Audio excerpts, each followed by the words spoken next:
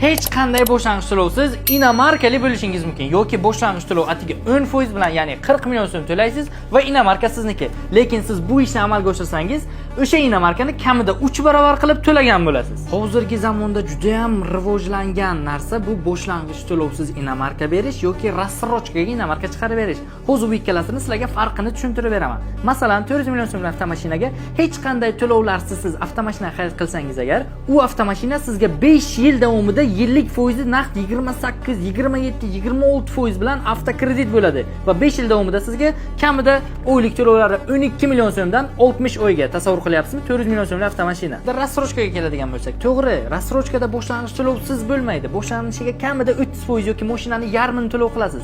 Zato qolgan to'lovni siz 2 yil davomida hech qanday foizlarsiz. Mana shu mashinami? Mana shuni yarmini berib, qolgan yarmini 2 yil davomida bo'lib berasiz.